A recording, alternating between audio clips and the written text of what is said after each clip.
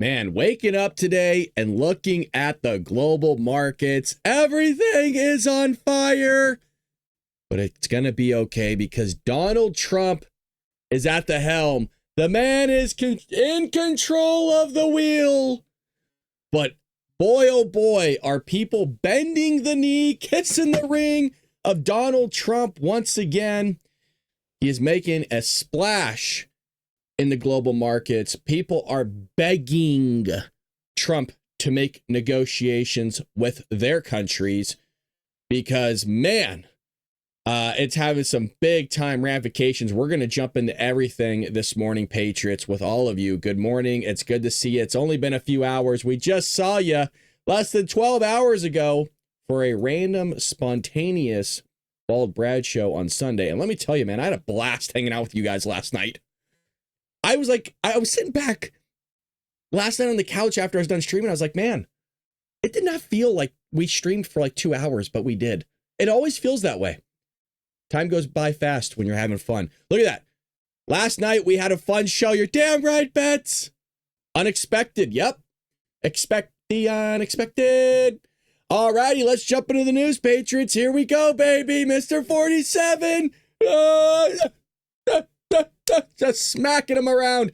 They're bending the knee in the dozens. Foreign nations are lining up to strike a deal with the United States, top administration officials said on Sunday after President Donald J. Trump unveiled his Liberation Day tariffs last week. During an ABC interview for This Week, White House National Economic Council Director Kevin Hassett revealed that he received an update from the United States trade representative suggesting that the Trump strategy to tackle trade imbalances with 10% baseline levies and rates up to 50% is already showing results. So here he was having it out on the White House lawn yesterday. Let's pull this up for you. Here we go. Got a report from the USTR last night that more than 50 countries have reached out to the president to begin a negotiation. But they're doing that because they understand that they bear a lot of the tariff. And so I don't think that you're going to see a big effect on the consumer in the U.S. because I do think that the reason why we have a persistent long-run trade deficit is these people have very inelastic supply. They've been dumping goods into the country in order to create jobs, say, in China. I got a report from the USTR last night that more than 50 countries have reached out to the president to begin a negotiation. But they're doing that because... Yeah, you heard that correctly. That's a 5-0, folks. That ain't no small number, man. They're coming out left and right. So they got the report of 50 countries wanting to bend the knee. Donald Trump doesn't have enough ring space for all these people. We got to give him something bigger. Maybe get him like a ring on each finger. All right, hold on a second. Everybody line up. I got one for each of you.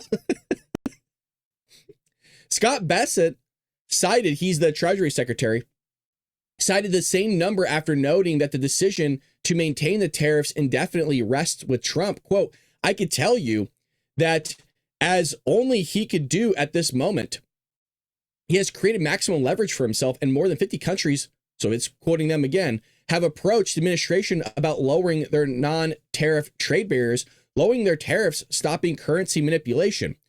Now, this is a big one for me, the currency manipulation, because what they're doing is that, say we're to send our vehicles over to be sold in China. Well, it's not like that American dollar is going into the economy of the Chinese, basically building up their yen and making their yen stronger. No, the Chinese are buying up the dollar and they're holding on to it. They're not allowing it to be off traded into their own economy and buying our freaking government bonds with our own money. It's bonkers. So basically what they're doing in layman's terms is they are manipulating their currency to the point where their currency is no longer becoming something of value, or really, I guess never has been something of value, but it's keeping it stagnated. It's keeping it low. So they're manufacturing their labor, everything that's can be sold cheaper and be done for cheap labor. It's bonkers, man. It's bonkers. So in an appearance on Sunday Morning Futures, White House Senior Counsel for Trade and Manufacturing, Peter Navarro, seemed to dismiss the prospect that merely removing tariffs on the United States would be sufficient.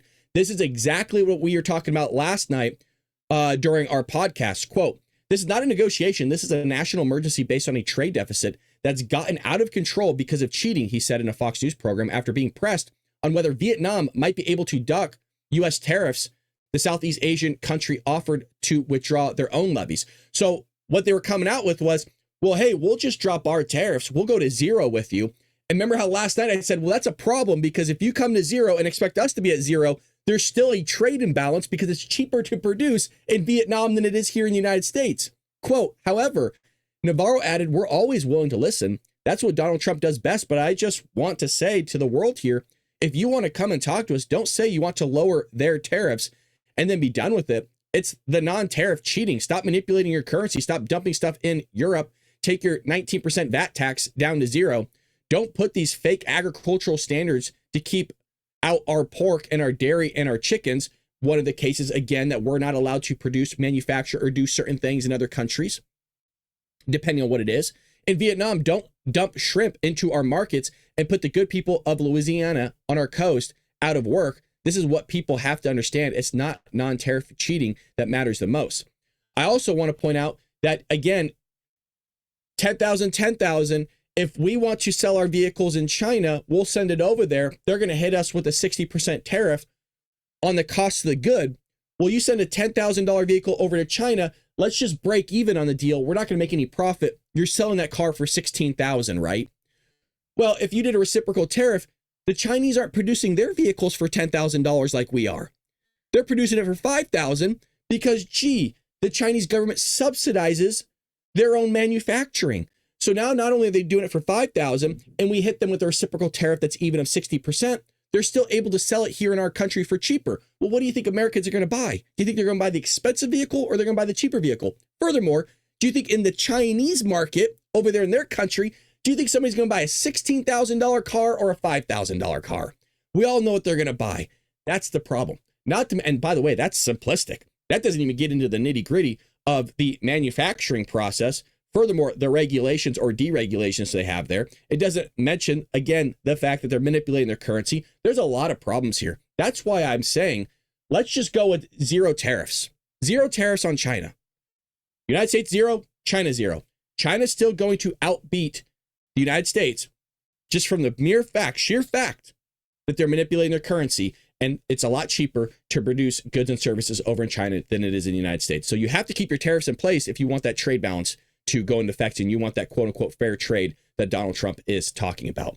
Now, Trump is standing firm on China here, the China trade deficit. So President Donald Trump has stated that he will not enter into a trade deal with China unless the trade deficit between the two countries is resolved. This statement was made during an interview and has led to a significant drop in the futures market. And we're going to get to the markets in just one moment, folks. Hang tight, buckle up. I'll tell you, double buckle up because the markets, the global markets, oh, Lord. With the NASDAQ futures falling over 6%, Trump's comments highlight his ongoing concerns about the trade imbalance, which was reported to be $252 billion in 2023. Mind you, this is with China. We're at a $1.9 trillion trade imbalance with the world. The immediate reaction suggests potential volatility and uncertainty in global markets, financial markets. And boy, oh boy, yeah, that is what's going on right now. The global markets. This is breaking news, by the way. This is the most up-to-date I can give you currently. Woo, baby. The stock market's decline after China's crash. China is crashing out, folks. On April 7th, global markets experienced significant declines. Hong Kong stocks market closing down 13.2%, marking its largest single-day drop since 1997. China's stock market also saw a substantial decrease, posting its biggest single-day loss since the 2008 global financial crisis. Oh, other markets, including Taiwan, Japan, Italy, Singapore, Sweden, and several European countries, also reported notable declines in their stock indexes. Folks, or the indices. Folks, I thought we weren't important in the global markets. I thought we couldn't do anything. I thought we didn't have any power. It turns out, no, we're the ones steering the ship here on planet Earth. That's why we're always the center of attention. Look at this. Hong Kong, 13.6. Taiwan, 9.6. These are all negatives, by the way. These are all major declines. Major declines. Start kissing the ring. Trump, start polishing your ring. Kiss daddy. Come on, bend the knee. Bend the knee. You have Japan, 19.5%, Italy, 8.4%, Singapore, 8%, Sweden, 7%, China, 7%, Switzerland, 7%. I mean, the list goes on and on. Look at all of them in negative. France, negative 6.1%, Germany, 6.8%, Spain, Russia, negative 3.8%, the Philippines. I mean, the global markets are just, boom. There, yeah, exactly. You F around, you find out. You F around and find, man, dude, you're talking people haven't seen these numbers in like 2 decades almost or longer. 97, 2008. For a lot of new viewers, check out that Bald Brad Show mug, huh? You can get yourself one of these on baldbrad.com. Look at that, huh? Oh, it's glistening. It looks good. It's clean. It's clean. We got shirts. So that's what's taking place in the global markets. And this is coming out from Jim Cramer recently. He's saying this morning that financial markets kind of need to just stay calm here. Everybody, don't lose your cool. It's going to be okay. Jim Cramer advised investors not to panic.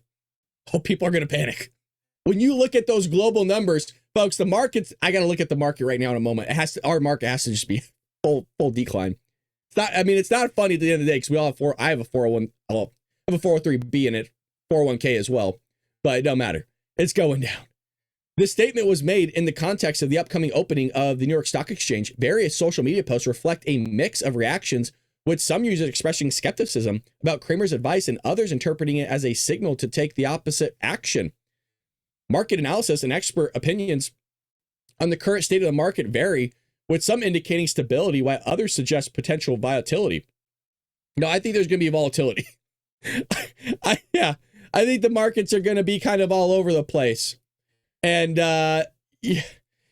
it's going to be an interesting thing to see. Brad, don't make your shirt in China. No, all American. I think it's made in America. I got to double check now. Furthermore, Trump came out this morning and claimed that oil prices, interest rates, and food prices are down, asserting that there is no inflation. He criticized the Federal Reserve for being slow to cut interest rates, suggesting they should act more quickly. This is going into our theory. Patriots. Additionally, Trump defended his tariff policy, stating that the U.S. is collecting billions of dollars weekly from countries that have historically taken advantage of the U.S.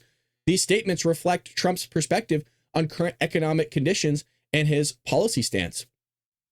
So this is the comment itself. It says oil prices are down, interest rates are down, the slow-moving Federal Reserve should cut rates, food prices are down, there's no inflation, and the long-time abuse USA is bringing in billions of dollars a week from the abusing countries on tariffs that are already in place. This is despite the fact that the biggest abuser of them all, China, whose markets are crashing big time, as you just saw, 13.6% roughly, just raised its tariffs by 34% on top of its long-term ridiculously high tariffs. He's like, that's huge. Not acknowledging my warning for abusing countries not to retaliate. They've made enough for decades, taking advantage of the good old USA. Our past leaders are to blame for allowing this and so much else to happen to our country. Make America great again. So Donald Trump is putting in work here. And let's go to the markets really quick to see what they're looking like. And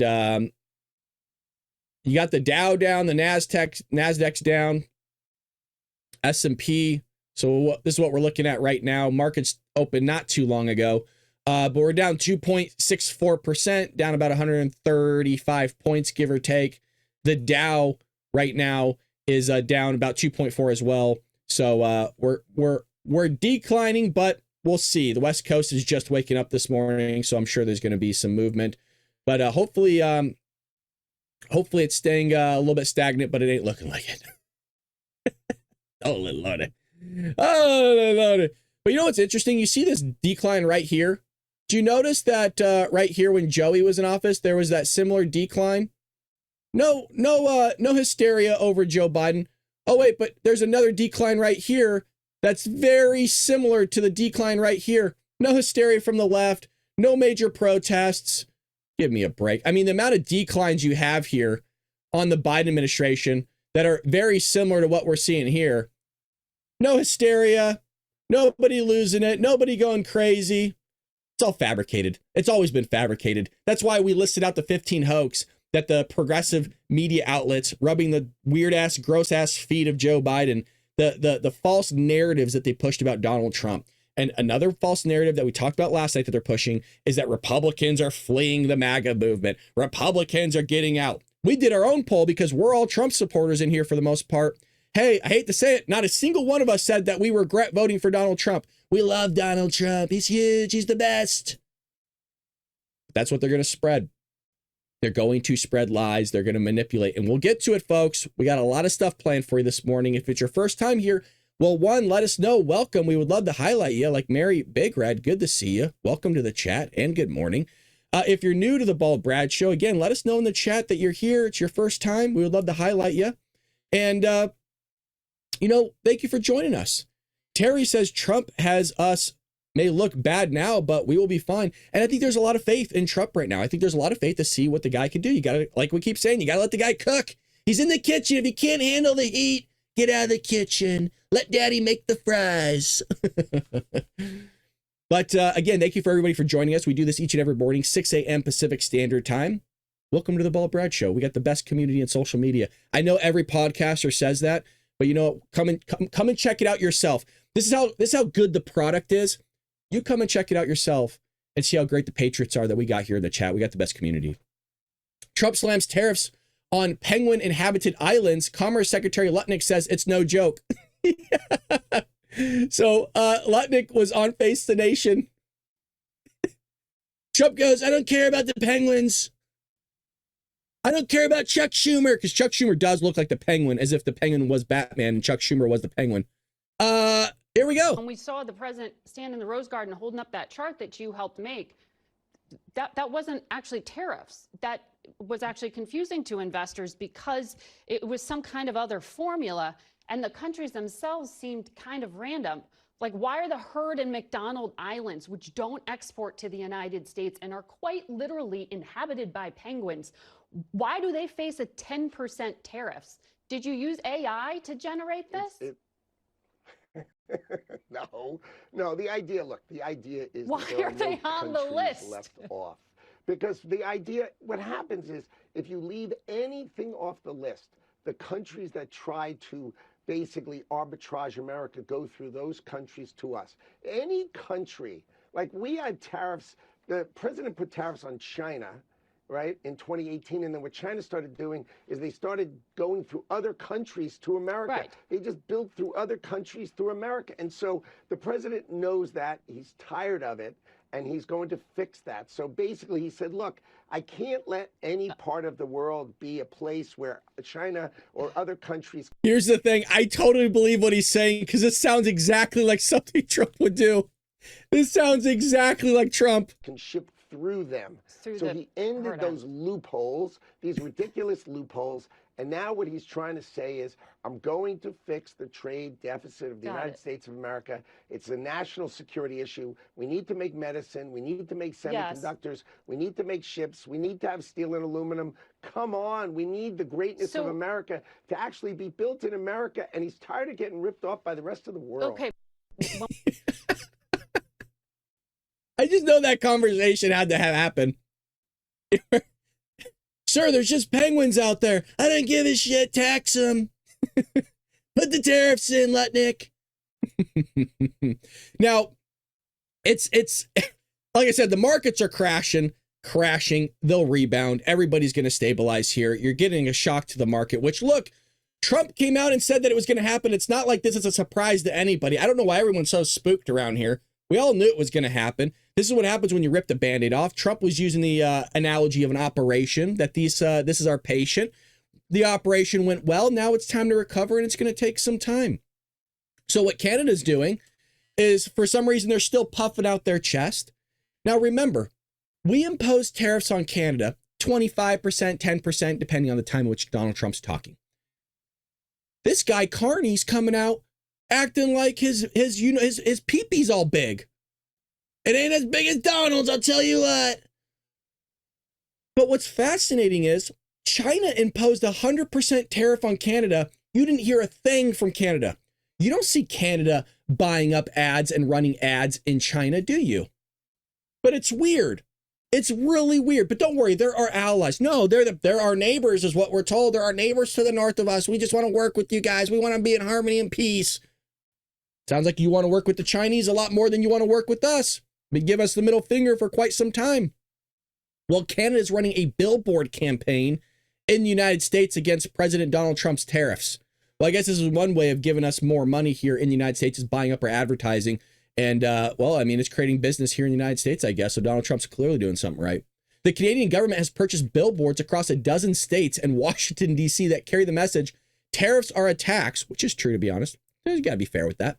The campaign began after Trump in February threatened Canada and Mexico with a 25% tariff. Global Affairs Canada spokesman John Babcock said that the billboards are a part of an educational campaign to inform Americans.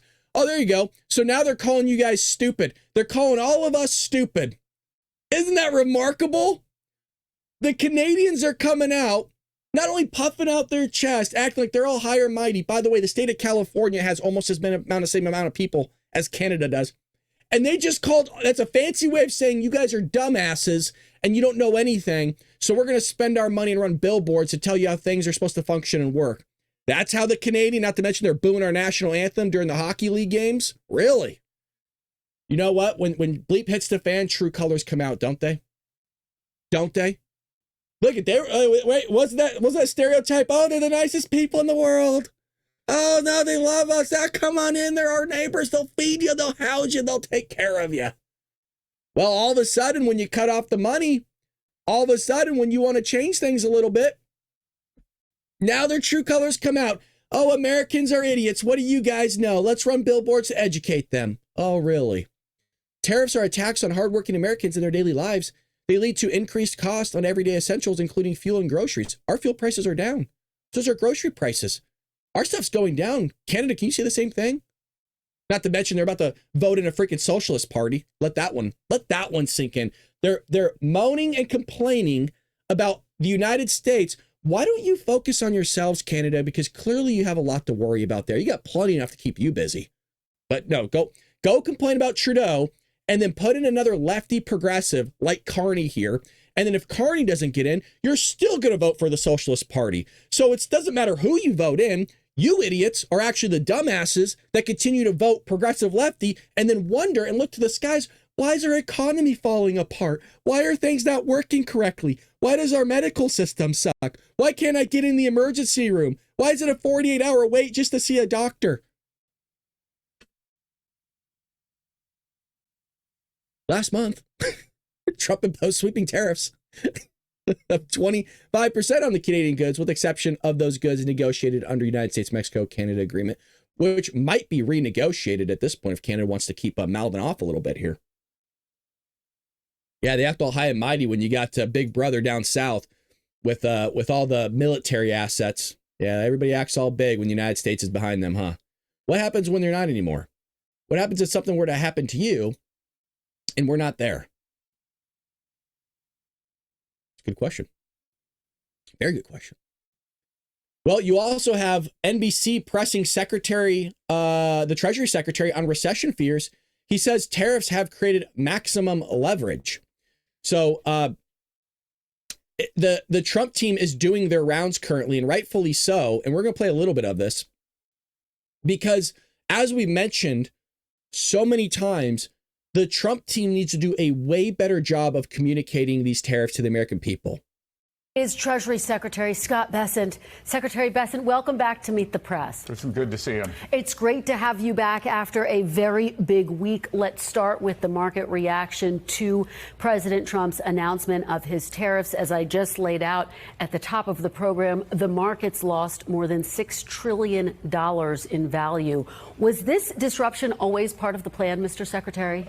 Look, markets are organic. The animals, and you never know what the reaction's going to be. One thing that I can tell you as the Treasury Secretary, what I've been very impressed with is the market infrastructure, that we had record volume on Friday, and everything is working very smoothly, so the American people can be very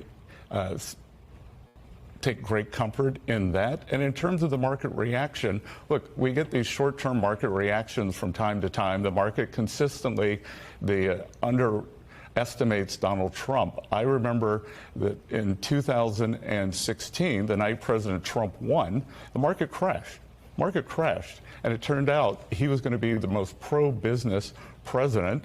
That's a great recovery by him, by the way, because he was kind of going south there for a little bit. That is a great recovery at the tail end. And by the way, I care more about the recovery at the tail end than I care about what you said at the beginning, because people walk away with the last thing that you say. This is a good, he caught himself. Over a century, maybe in the history of the country, and we went on to very high after inflation returns for the next 4 years.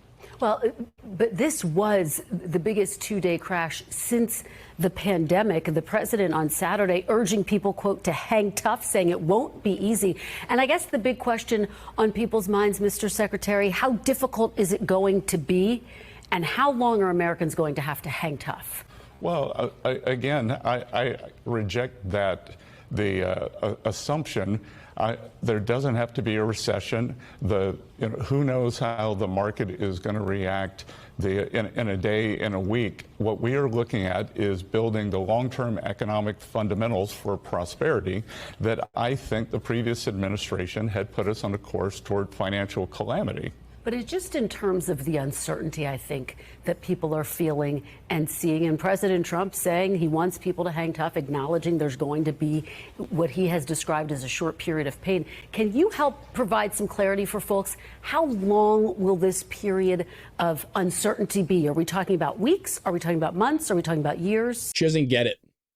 She's just asking stupid questions, and it's driving me up a wall. He just got done telling you the markets are going to react. Nobody really knows. You could have the markets react in a negative manner, but this is how the media function. Graph go down, bad. Graph go up, good. You can actually have the markets going down, but you can actually have the price, inflation, everything else go down along with it.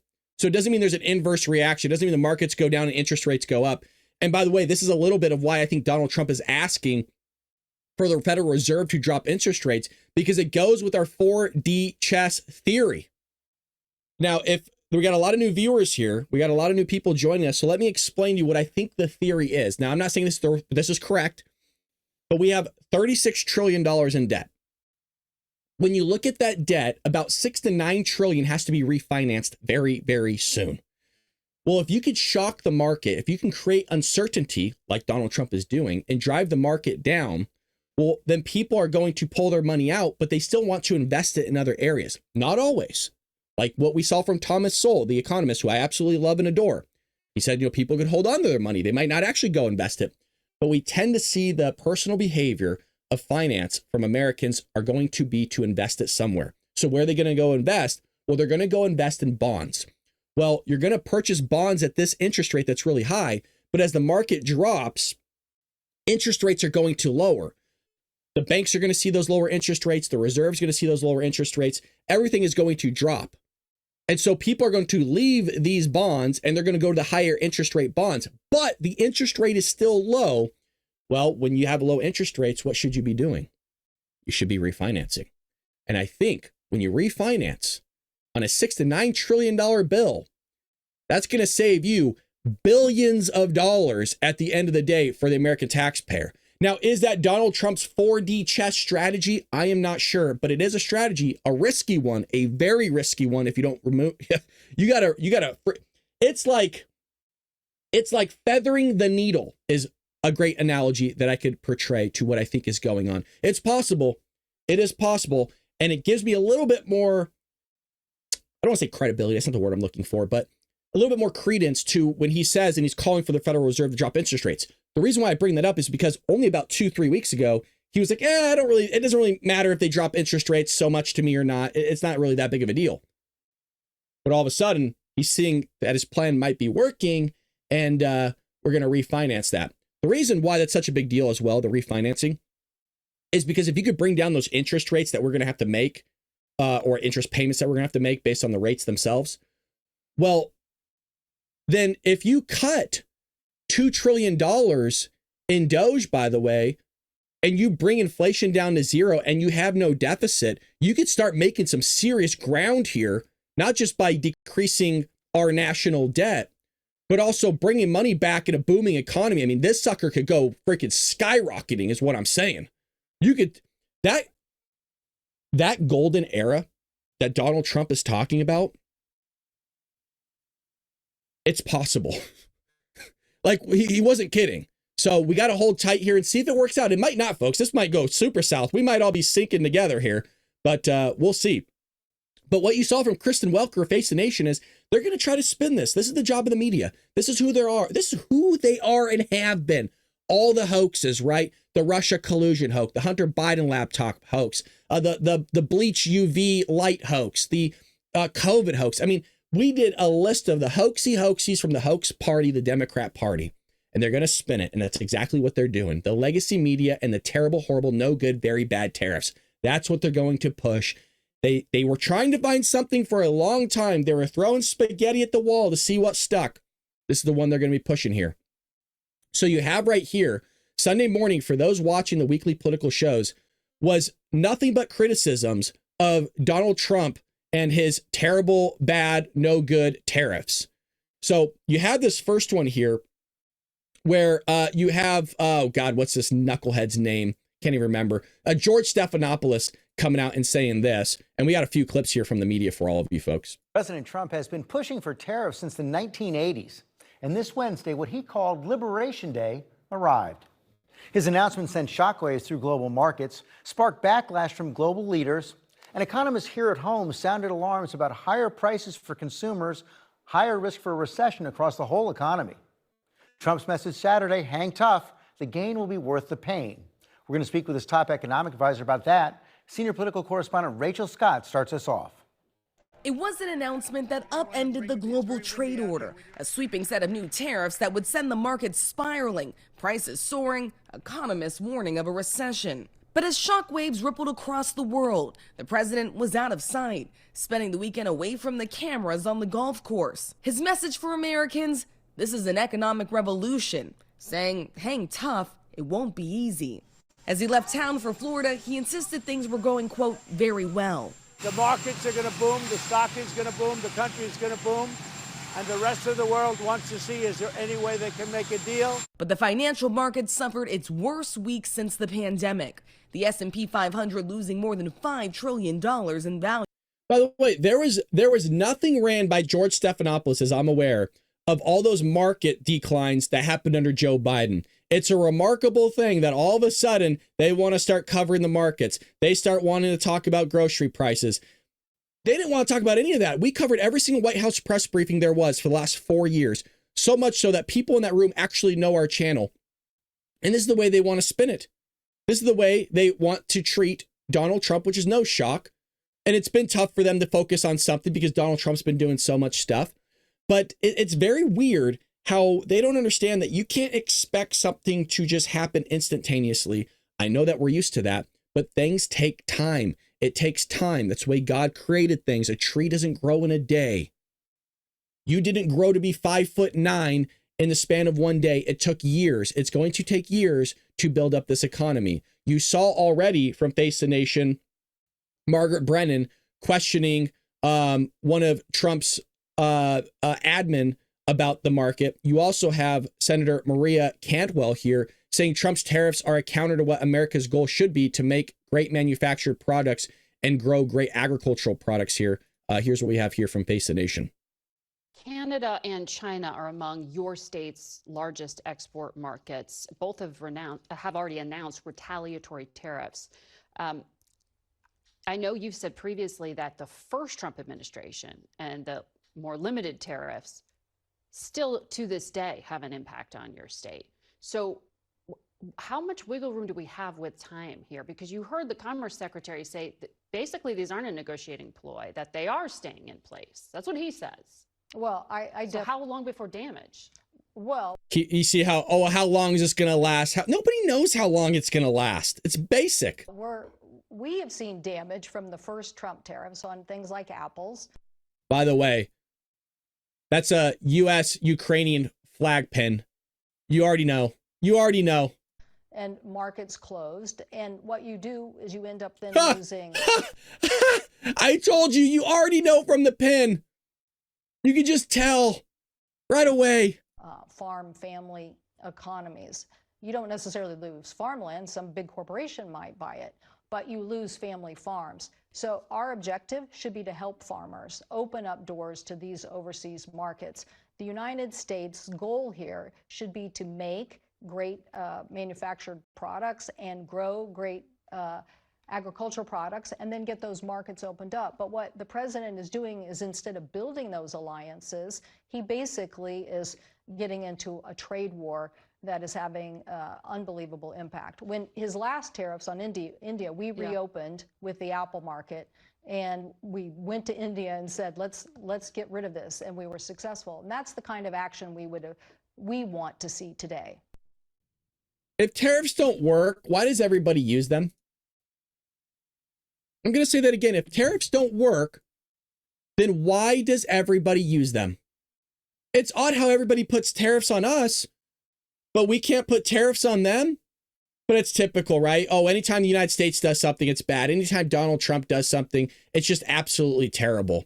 Well, you also have Jake Tapper here in the news talking about the market plunging and Donald Trump's tariffs. Here's this spin right here. President Trump talked about tariffs on the campaign trail. I think probably a lot of voters thought that he was talking about the kind of targeted tariffs that he implemented in the first term, and not these global tariffs that have diminished, wiped $6.6 trillion of wealth off of Wall Street.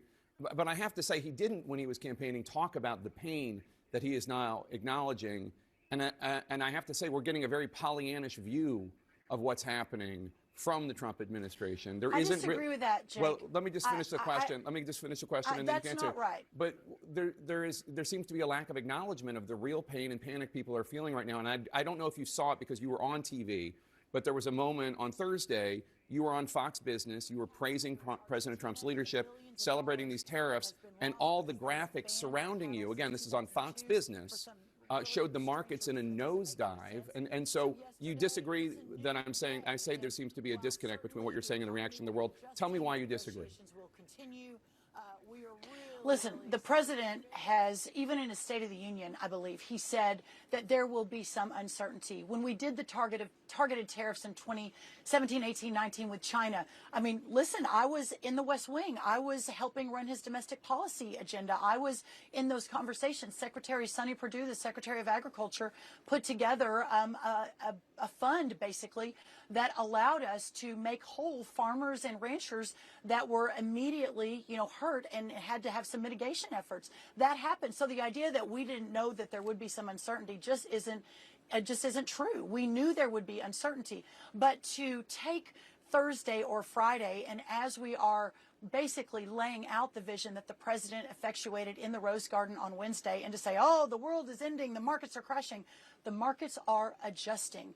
Anytime you've got a strong leader who's looking at the long term, not how do I make sure Jake Tapper says nice things about me on State of the Union, oh, maybe I shouldn't do the tariffs today. That just isn't how this president operates. He operates in how do I save a country that for 100 years has been sliding toward decline, as we have moved all of our manufacturing out into the world, as we have bowed at the altar of other countries' tariffs, as we have watched our farmers and our ranchers, again, can't get our corn into Mexico, can't get our dairy into Canada, have Honduras buying more pork and poultry than the entire European Union, have a 700% tariff from Japan on our rice. This is not okay, and it is not sustainable. And for us to continue to build our agriculture, which is the backbone of our country, but also our manufacturing base, our energy, et cetera, for us to be able to do that, we have to put America first. So those tariffs. Why is it that the mainstream media has to always ask negative style questions? How long is the pain gonna last? How long does the American people have to suffer through this? Can you give us a date and time to when the American people can just feel relief again? Do you see how every question is like that? No questions like, hey, what is the long-term growths of this great prosperity? What can Americans expect from these great tariffs that are being imposed upon other countries. What does that golden age look like? What are American people going to do with all the money that they have? Now, I'm being a little facetious here, and I'm being a little bit silly, but you understand the premise that and kind of the idea I'm making here of it's all a response bias. The whole thing is biased from every single media outlet, as you saw, is asking the same exact thing, and they're all trying to pull at the heartstrings of the American people because they know that when you inject emotion and fear into a society, they move. And where they move away from one party into the other. And you have those elections that will come up sooner or later, those midterms, and they're doing everything they can to fearmonger the American people. And you heard that. We talked about it in my book, Trojan Horse, How the Left is Destroying America. If you don't have a copy of it, you got to pick up a copy. We are an author here. Trojan Horse, How the Left is Destroying America. It's a great book. It's a notable book. But we talked about that. And, well, you got to read it to find out more information. I'm going to hold you to it. In other news, let's kind of move away now from the tariffs. I think we kind of covered that and beat a dead horse with it. But the markets are moving. We got some other stuff to cover here. If you're enjoying the show, hit that like and subscribe button. If you feel like we deserve a follow, it's absolutely free. Hit that follow button. We do this each and every morning, 6 a.m. Pacific Standard Time. We also do a Dark MAGA podcast Tuesday, Thursdays on Rumble only. And that is spicy. That's where we throw on the Dark MAGA hat, folks. And I'm telling you, the show's different, the vibe's different, and the chat is different. Let me tell you, it gets a little heated. Not in a negative way, just in a spicy way. Well, there is a reporter dishing on FBI's cover-up of the Hunter Biden laptop. This is back in the story. Now, all these same media outlets told all of us that the Hunter Biden laptop story was fake. It was Russian disinformation. Not only that, it was Russian misinformation.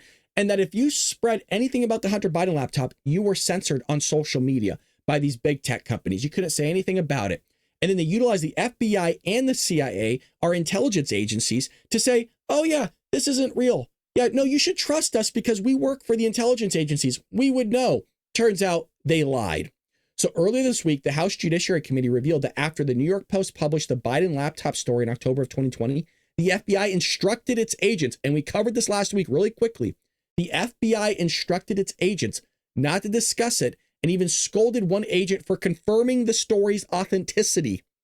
Meaning that is intentional, patriots. That is a willful act of the FBI to go against a campaign to say and elicit a story that is true by saying that it's false. This is proof that the government was going against Donald Trump in the 2020 election. This is election interference by our own government. According to chat logs, which we showed the images of, I believe it was on Friday's show, released by the House Judiciary Committee, the FBI analyst confirmed the Hunter Biden laptop story to Twitter and was promptly admonished by higher-ups who lamented that he won't shut up. In one discussion, an FBI agent told another agent, attorney rather, told an agent, please do not discuss the Biden matter. So it just shows you money was everywhere. Money was probably flowing in all these people's pockets, just like you're seeing Doge reveal. This money's going everywhere. Levin, who formerly wrote for the New York Post, told the Daily Wire editor-in-chief, John Bickley, that he and his team at the Post already kind of knew, the FBI knew that the Biden laptop story was real, but added that the House Judiciary Committee revelations were new to him.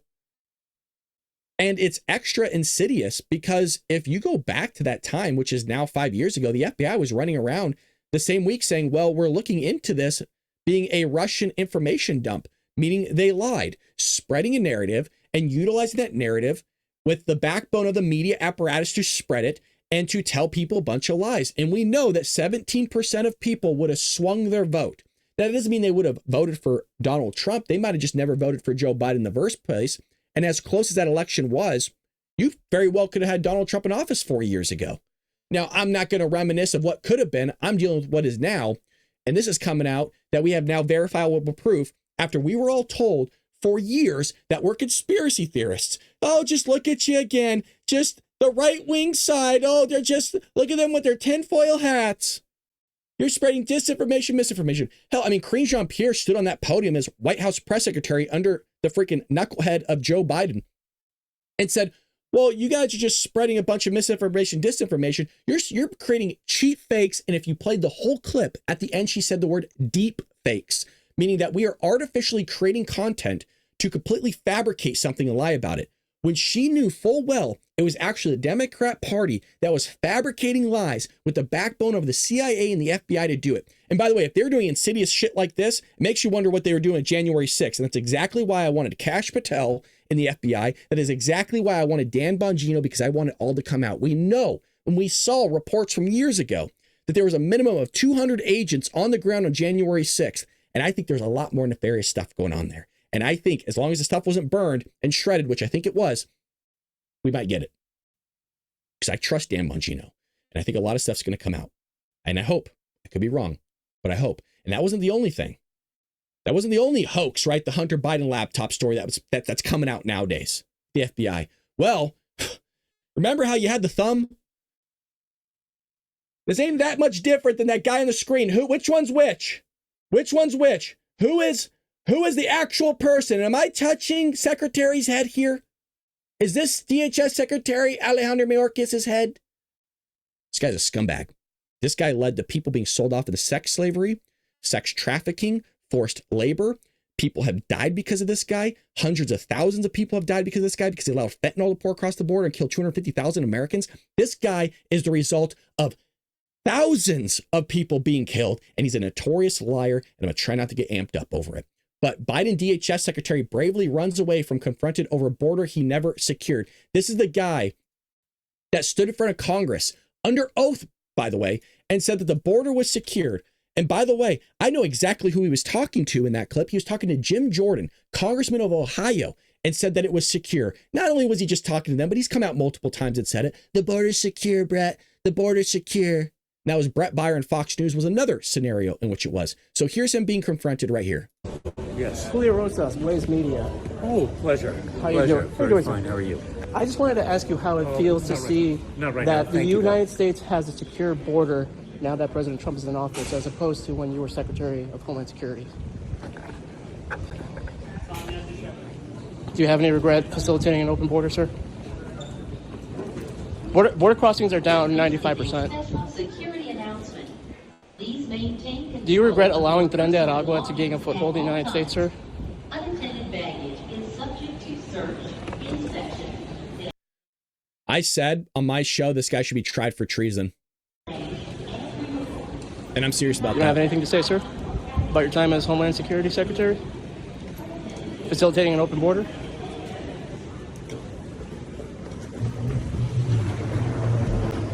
Doesn't want to talk, doesn't have anything to say. Of course not, he doesn't care. Why would he care? He's getting his pension. He got his paycheck. Doesn't matter. Nothing's going to happen to that guy. He's part of the Democrat Party. Are you kidding me? They'll bend over backwards for him. Completely gaslighted the American people for years. And like I said, people like Lincoln Riley had to die and others. People are being raped, murdered, killed, beheaded, freaking their heads cut off, used as soup bowls by the MS-13 violent gang members. No big deal. Just wearing people's teeth as necklaces to show off of the atrocities they've done. But these are good people. These are who the Democrats want to allow to stay in their sanctuary cities, the right to shelter states. No, the Democrats thrive on crime. You see that in the state of California. They actually went out and voted in favor of Prop 47 to bring down smash and grabs to just a misdemeanor, a little slap on the wrist if you just steal $970 or whatever worth of goods and services. So now everything's locked up behind glass. Potato chips, lip balm, chapstick, but don't worry. Some people are shouting on the left, well, these are just reparations. That's why they're stealing stuff. It's just a form of reparations for them. Why shouldn't I've never held slaves. I've never done anything racist. Why should I have to pay for the injustices of some dude way back when for somebody that never even had an injustice committed against them in some way, shape, or form, but wants to blame some nameless, faceless, shadowy figure out there for some sort of injustice that they never actually experienced? Maybe they did. It still doesn't give you a right to steal somebody's shit. It's unbelievable, but they thrive on this. The crazies thrive on this stuff.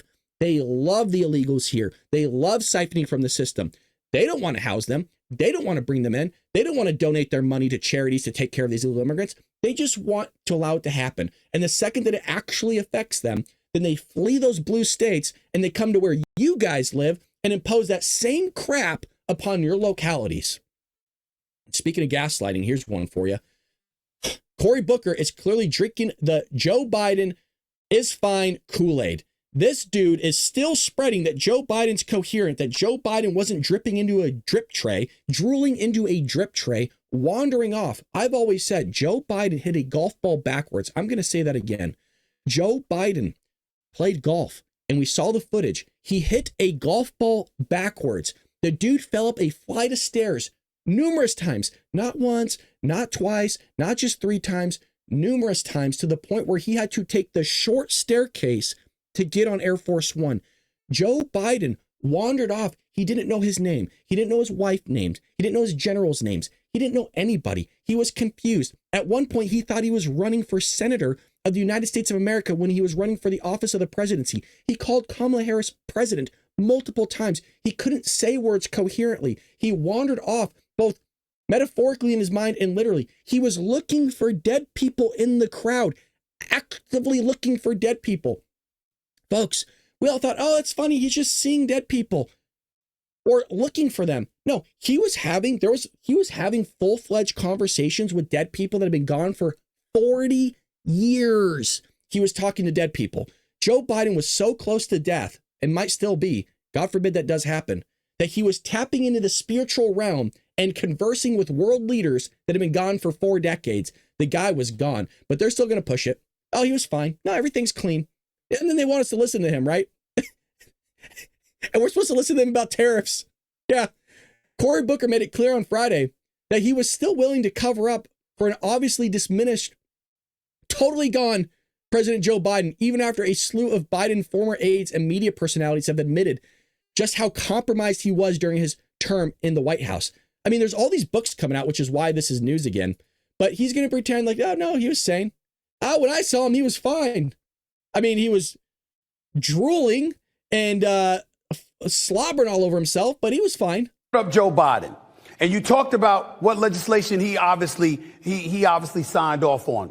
I asked this question: what about people that look at the Democratic Party right now and said, you know, this man was debilitating, and you have the Republicans leaning on the fact that you hid that from the American people, and they think that that plays a role in things that are being held against you right now as a party. To that you say what? Well, I don't even know why that's an issue. I talked, by the way, Joe Biden called me today. He sounded very compos mentis, got very argumentative, not argumentative with me, but very fired up when he was talking to me. I don't know, man. Right. I never saw it. And he would call, this man would literally. Did I not call it? That's exactly what he was. I've never seen this clip in my life, by the way. I told you, when I saw him, he was fine. Call me up to discuss policy. I've met no president like him. The reason why. Shut up. The reason you brought up Joe. It's so crazy. It's so baffling. Oh, well, when I interacted with him, it was fine. Can you explain then what we're all seeing? For over 4 years, by the way, we were calling this out when the guy was on the campaign trail. Like, hey, he's not well. Joey's gone. Oh, there's Joey wandering off again. World leaders are laughing at him.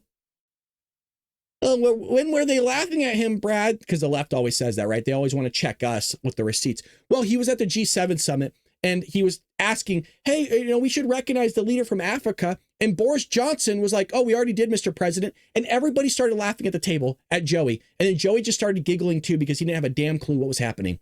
He just started, it's so funny. We covered this a little bit last night, but an anti-Trump activist boasts of being undocumented, unafraid, queer at a rally. So I didn't show the video, but we have the video here. I want to say this again. The person is undocumented and is bragging in Washington, D.C. on a stage about it. Gracia Martinez Rosas. I am an immigrant. I am undocumented, unafraid, queer, and unashamed. My name. And this is how liberated they are in these leftist areas, that they will go out and shout to the skies that they're undocumented. Notice that she says immigrant, right? No, you're an illegal immigrant if you're undocumented. You're not an immigrant. You're an illegal immigrant, which is a slap in the face that everybody came here and waited in line, paid their money, and done all these things. But don't worry. I'm an immigrant. I'm undocumented, unafraid, queer, and unashamed. Nobody cares that you're queer. Nobody cares that you're unafraid, and nobody cares that you're unashamed. What I care about is that you're undocumented. You're in this country siphoning funds from us. I mean, they'll actually go out in New York City and do full-fledged protests out in the streets, just out there in the open. Not a care in the world. Democrats love it. They're out there protesting with them. They won't house them. I've always said, if you want to support illegal immigration, house them then. You pay for all their families. Yeah, the 4 people that are here, you pay for their, I want you to pay for their lawyer fees, their education, their food. Don't let them, no. You need to pay for their rent as well. You need to go pay for their housing. You need to go pay for their transportation. You pay for all of it. And then I just want to see how long it will last. Because these are the same people that are saying, Donald Trump's ruining the economy. I can't afford anything. Oh, I can't buy this or that. Wasn't complaining under Joey that they couldn't afford anything because inflation was at 9.1%. Egg prices were through the roof. Gas prices were through the roof. They didn't want to talk about that. But I guarantee you, the second that you have an illegal immigrant family living with you, and now that you're paying for all their expenses in the same way that we're supposed to all pay for them, I guarantee you they're not going to be talking real. They're going to be housing them real quick, are they? Those people are going to be out on their ass as quickly as they came into this country. You also have this. Iowa is suing to defund county that pledged to interrupt ICE raids. This is what they're doing. Iowa Attorney General Brenna Byrd is suing a county that pledged to interfere and interrupt federal immigration enforcement raids carried out by an Immigration and Customs Enforcement, ICE. This is in Iowa, by the way. I told you it's coming to a county near you. It's coming to a state near you, folks. If they're doing it here in California, New York City, Portland, Oregon, Washington, Seattle, no matter where it's at, it's a leftist area. You are not safe in your red state. You're not safe. Byrd launched the lawsuit against this county sheriff, Dan Marks, after he pledged to take every effort to interrupt and interfere with federal immigration enforcement agents. Iowa is not a sanctuary or illegal immigration. Anyone who threatens to block, interfere, and interrupt with immigration enforcement, as this sheriff did, will be held accountable. The Attorney General's statement came after Marks's office made a post on Facebook saying that he and his staff are always willing to assist with verifying credentials and the legitimacy of any paperwork federal agents should have to make certain your rights are not being abused. If their actions or paperwork are not within constitutional parameters, then we will make every effort to block, interfere, and interrupt their actions from moving forward. To immigration detainers filed by ICE, Marks objected specifically in an administrative request from the federal agency asking state and local law enforcement agencies to maintain custody of suspected illegal aliens until federal law enforcement could gain custody of suspects. I told you, I've said this for years. You're not safe in your own areas. This is exactly what they want to do, folks. This is the crazy stuff they want to push and promulgate. They thrive on it. They absolutely love it. They want a debilitating country so that you are resilient on government, so you are reliable on government, and that you have to continue to use government as your baby daddy. And when you have to use government as your baby daddy, you need bigger government. When you have bigger government and you have to utilize them as baby daddy, you need a bigger welfare state. When you have a bigger welfare state, that's where socialism comes in. These people love socialism because to pay for that welfare state, you got to steal money from the American people. And that's what they want to do. They want to make sure you hold on to your jobs, but just so much and so that you're making enough money that they could steal from you and give to the welfare state to give other people that don't want to work and other people that want to come into this country illegally. And I'm going to end it there because we had a banger of a show today. This was a banger of a show, and I want to thank all of you for joining me. If you're new here, hit that follow button. We're here each and every morning, Patriots. We end hard stop at 7 a.m., but we do go live sometimes, surprisingly, on the evenings. Every Tuesday, Thursday, we do a Dark MAGA podcast. We'd love for you to join us. We also have a book, a website. We got everything. The links to everything is in the description below. I appreciate all of you joining me. You guys are freaking patriots. We love you. Thank you for hanging out with the community we have here. And I hope that a lot of you decide to follow me on Rumble or YouTube or X and join our community here. It's absolutely free. We just want you to come hang out with us and chat with the fine patriots we have in the chat. Become a patriot with us by just watching each and every morning. Have a blessed day. Pray for this country. Pray for Donald Trump. And honestly, pray that everything goes well, even for other countries, because at the end of the day, we're all living on this earth. We're all walking amongst one another. And, well, we just need prosperity for the human race, the humankind. With that being said, love y'all. Take care of one another. And we might be back here later this evening, definitely tomorrow morning here on The Bald Brad Show. Take care, Patriots.